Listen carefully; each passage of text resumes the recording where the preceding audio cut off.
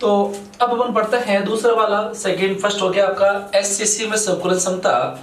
इसके लिए अपन ने देख लिया कि एससीसी में जो संकुलन क्षमता होगी वो होगी 52.4 और उसमें जो रिक्तिका है या खाली जगह है उसका जो आयतन परसेंट कितना होगा वो होगा 47.6% होगा। ठीक है। अब अपन बात करते हैं दूसरा वाला जिसे बोलते हैं अंतः केंद्रित कह दीजिए चाहे काय केंद्रित कह दीजिए की बात है। काय केंद्रित एक कोष्ठिका में एक कोष्ठिका के लिए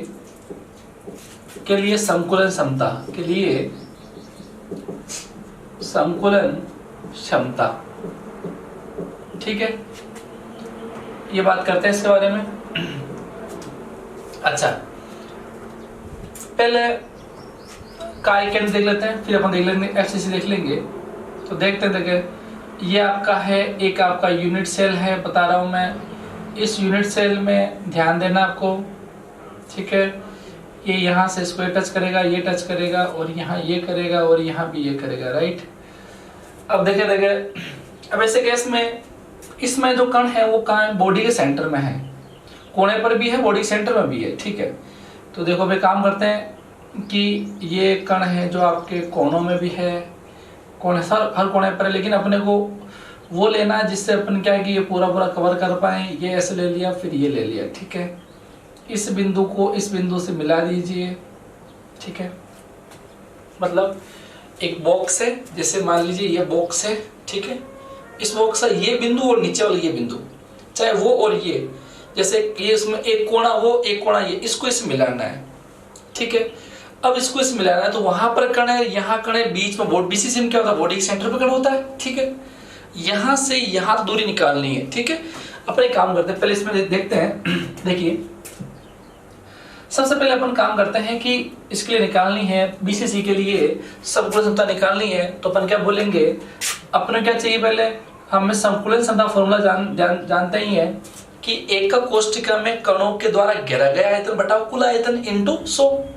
अब एकक कोष्ठिका में कितने कण होते हैं, पहले देख लेते हैं। बीसीसी में इसे बोलते हैं बीसीसी, क्या बोलते हैं, बीसीसी में उपस्थित कणों की संख्या कितनी होती है। तो अपन बोल देंगे एक तो कोने पर होते हैं कण, और कहां पर होते हैं, कोने पर होते हैं, और प्लस कहां होते हैं, काय के केंद्र पर होते हैं। ठीक है, कोने पर कितना होता है, 1/8 × 8 प्लस 1 केंद्र पर पूरा एक है ही है, तो टोटल कण हो गए कितने, 2 कण हो गए, ये 2 कण हो गए। ठीक है, अच्छा एक कण का, अच्छा अब लिख देंगे चूंकि कण को ठोस गोला माना गया है, कण को ठोस गोला माना गया है, अतः इसके द्वारा घेरा गया आयतन कितना होगा, कितना आयतन, तो क्या बोलेंगे, बीसीसी मतलब बॉडी सेंटर यूनिट सेल में उपस्थित कणों की संख्या इंटू एक कण का आयतन।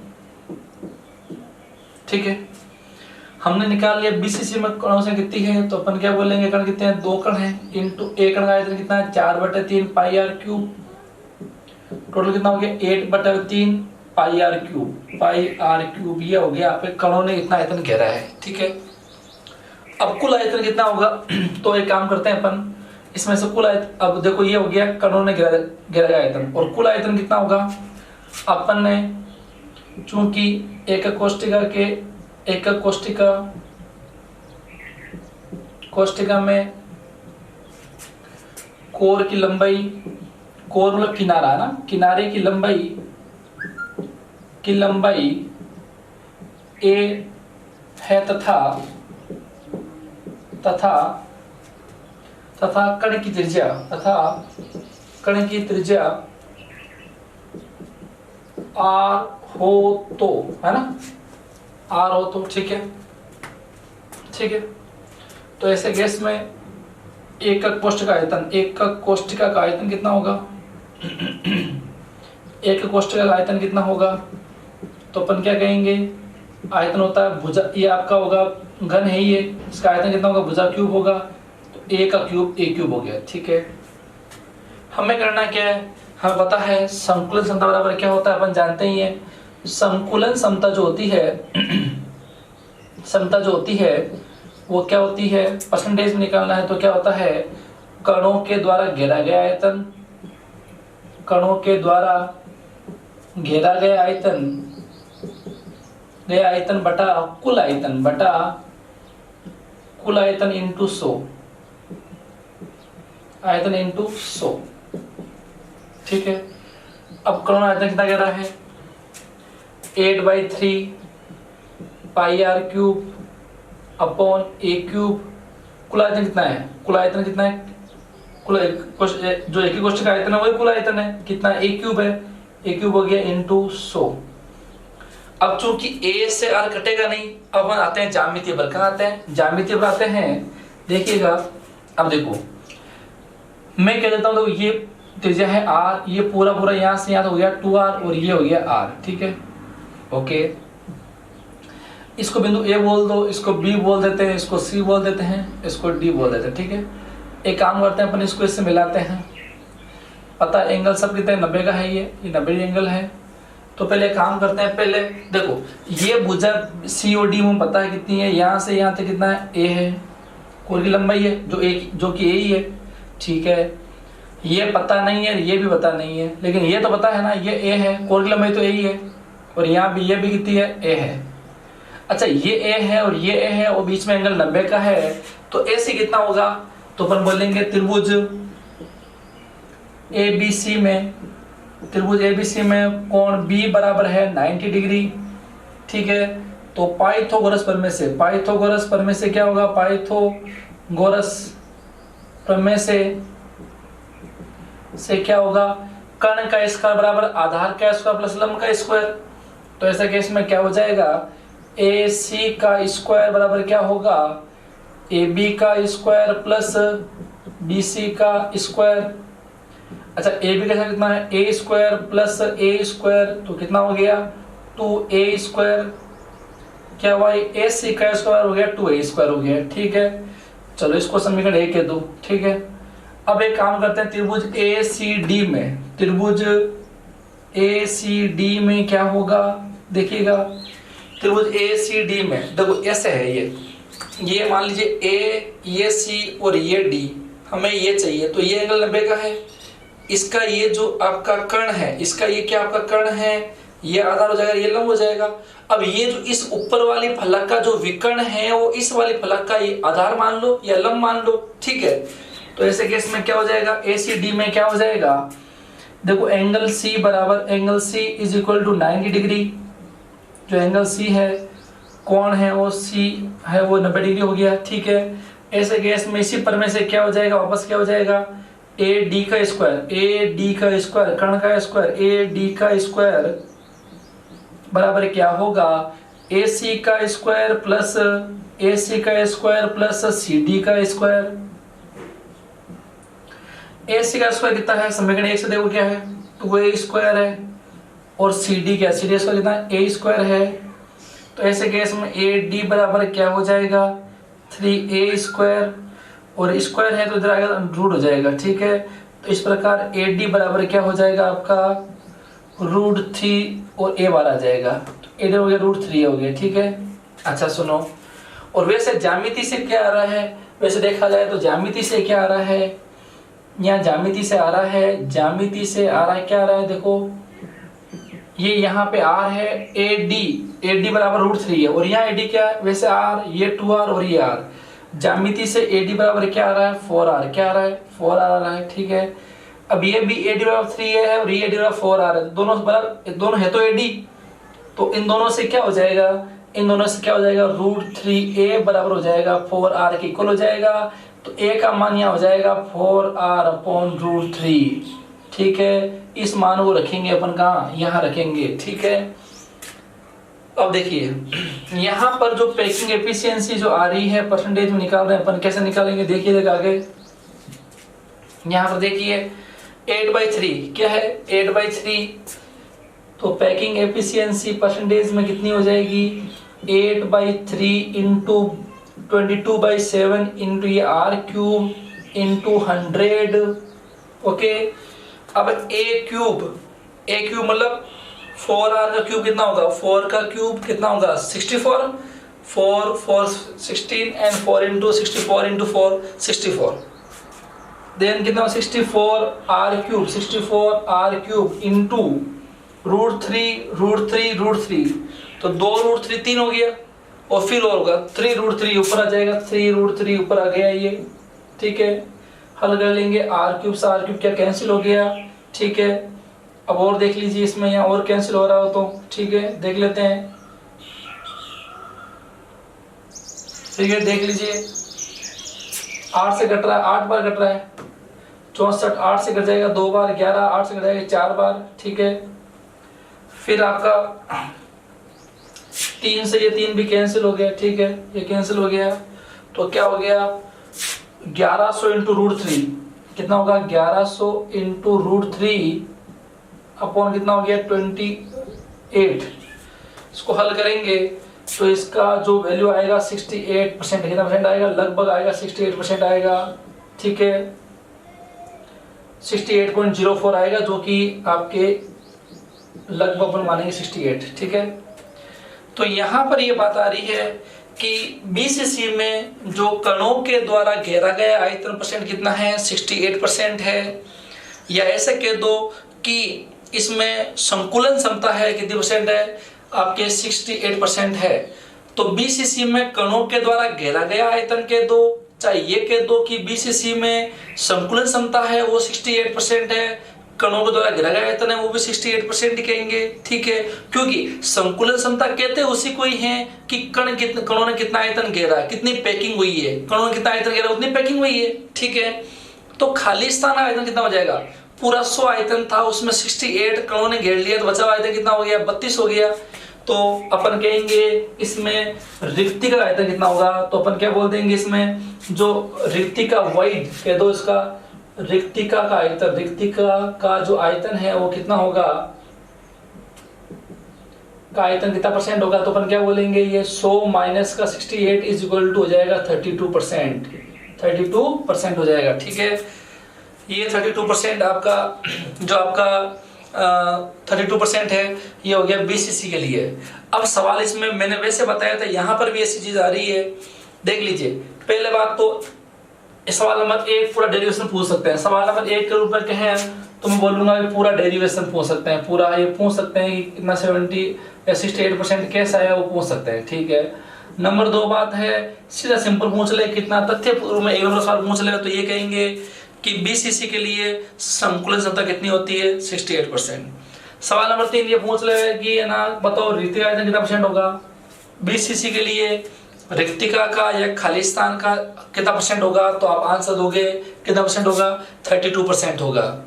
अगली बात ये आपसे ये पूछ ले कि ये बताइए कि ना जो आपका एक कोई तत्व है वो आपका बीसीसी स्ट्रक्चर बनाता है, और उस बीसीसी स्ट्रक्चर बनाता है तो उसमें कण की त्रिज्या दे रखी हो और आपका कोर की लंबाई ज्ञात करनी है। तो ऐसे केस में करना है क्या है, ये पता होना चाहिए √3a, देखो ये √3 है ये 4r, तो √3a बराबर 4r से सवाल बन सकता है। कैसे, यदि आपको a का मान गिवन हो देन r की वैल्यू पूछ सकते हैं, और r का मान गिवन हो तो a की वैल्यू पूछ सकते हैं, ये आपको पता हो। तो a बराबर क्या हो जाएगा 4r अपॉन √3, तो इस हिसाब से अपन करें तो r की वैल्यू देवे तो अपन a का मान निकाल सकते हैं, a का मान देवे तो r की वैल्यू निकाल सकते हैं। और सुनो यहाँ पे बात और भी है, यदि मान लो क्या देवे कि ना ये r का मान दे देवे तो a पूछ लेवे, तो a तो कोर की लंबाई आ जाएगी।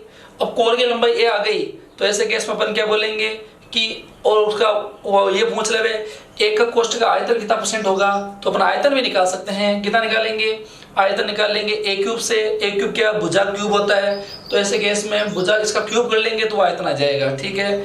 तो एक प्रकार बीसीसी का पूरा हो गया। वापस देख लीजिए कैसे निकाला अपन ने, बीसीसी में निकालना सिंपल सी बात है। देखो एक चीज समझ याद रखिए, बीसीसी चाहे एससीसी हो, चाहे बीसीसी हो, चाहे एफसीसी हो, सिंपल ध्यान रखना है। संकुलन क्षमता है क्या? कणों के द्वारा घेरा गया आयतन बटा कुल आयतन। अच्छा, बीसीसी में कहते हैं 2 और कण का आयतन कितना होता है? एक कण का आयतन कितना? 4/3 पाई आर क्यूब। तो ये आ गया 8/3 8 पाई आर क्यूब हो गया। ओके, फिर बात आती है कि ना कण का कुल आयतन कितना होता है? भुजा क्यूब। भुजा कितनी? ए है तो ए क्यूब, तो ये बटा ए इंटू 100। मैंने बिल्कुल होगा वही किया इंटू 100, बस यहाँ कोई दिक्कत नहीं। अब करना यही तो है कि ए और आर रिलेशन निकालना है। और वो कैसे निकालना है? वो तुम पता हो बीसीसी में कण कहाँ होता है? कण पर कोने पर होता है, बीच के सेंटर में है, और आपके बिल्कुल कोने पर है, बीच में आ गया, और ये यहाँ पर भी, यहाँ भी कोने पर है। तो यहाँ से यहाँ दूरी निकालनी है। वो दूरी, हमें दूरी वैसे पता है, ए के पदों में दे रही कोण की लंबाई, ये भी ए के पदों में निकालनी है। कैसे निकालेंगे? तो एक काम करते हैं। तो पहले क्या किया अपन ने, देखो यहाँ इसको ध्यान समझ लो एक बार वापस है ना। इसमें आप जरूर नहीं कि इसको ऐसे बनाओ, इसको ऐसे यहां से ले लो, भले कहीं से ले लो। तो मैंने ये ले लिया ए सी डी, एक त्रिभुज लिया, एक ऊपर त्रिभुज ले लिया, ए सी बी ले लिया। पहले मैंने क्या काम किया, इसका ऊपर वाला जो फलक है उसका विकर्ण निकाल दिया। ठीक है, विकर्ण कैसा आएगा? ये भुजा ए है, ये भुजा ए है, तो ये कितना वो √2 है, ये हो गया √2 है, ये √2 है हो गया। ठीक है, अब इस त्रिभुज में ए सी डी में देखें तो सी जो एंगल है वो है आपका 90 डिग्री एंगल है। ठीक है, तो कण कौन सा होगा? एडी कण होगा। ये आधार मान लो या लंब मान लो, ये √2 है। देखो ए बी सी त्रिभुज में जो आपका विकर्ण था वो ऐसी विकर्ण ए सी डी में या तो आधार है या लंब है। ठीक है, तो ऐसे केस में ये लंब है, अगर जो भी है तो ये और ये 90 का, तो विकर्ण कितना होगा? इन दोनों स्क्वायर कर लो, तो हमने स्क्वायर कर लिया तो √3 आ गया। ये √3 है, और ज्यामिति से कितना आ रहा है? ये r आ रहा है, ये 2r आ रहा है, और ये r आ रहा है। टोटल कितना हो गया? 4r हो गया। तो 4r और √3 है, रिलेशन a बराबर 4r/√3 हो गया। इसको मान लो यहाँ रखा, एक स्थान था कि r से r कट जाए। आप चाहो तो r के स्थान पर एक में 2 लिख दो, तो r की वैल्यू कितनी हो जाएगी? √3/4 लिख कर वहां रख दो, कैसे कर लो, बात वही की है। तो आपका आना है 68% आना है। तो 68% जो कि है कणों के द्वारा घेरा गया आयतन कह सकते हैं, या अपन ये कहें कणों के द्वारा घेरा गया आयतन है वो 68% है, या ये कह दो कि आप जो 68% है वो संकुलन क्षमता है बीसीसी के लिए, काई केंद्रित या अंत्य केंद्रित के लिए। ठीक है, एक बार पूरे को पूरा आप ना स्क्रीनशॉट लेकर सेव कर लें, देख लें। डेरिवेशन इंपॉर्टेंट है, एक दो बार रघु भीम करोगे तो ये आपके आसानी से हो जाएगा। ठीक है, इसको मेन बात ही बिल्कुल इजी पोर्शन है, इसको विजुअलाइज करके समझना है कि आप अपने कमरे में बैठे हो, कमरे में समझना है। देखो जैसे कमरा आपका जो भी घन के रूप में है, तो वहां इस कोने को इस कोने से भी देखना। पहले त्रिभुज से बिंदु मान लेना, इसको ए बी सी डी मान लेना। उस ऊपर वाले फलक छत का जो विकर्ण आ रहा है और इसको ऐसे, और ये जो विकर्ण आ रहा है उस कोने का इस कोने से जो विकर्ण, इस कोने का इस कोने से जो विकर्ण आ रहा है, और ये। ठीक है, अब इसका जो विकर्ण आएगा वो ऐसे, ये भुजा ए हो गई, और ये भुजा है वो उधर वाली और उधर वाली दोनों में मिलाकर विकर्ण हो गई, और इसका निकालोगे तो आपका ये पूरा निकल जाएगा। विजुलाइज करना है। ठीक है, ये हो गया। अब शॉर्ट में कहें तो शॉर्ट में एक दोनों से एससीसी से और बीसीसी से 2 बात तो स्पष्ट हो गई। क्या हो गया स्पष्ट? देखे देखो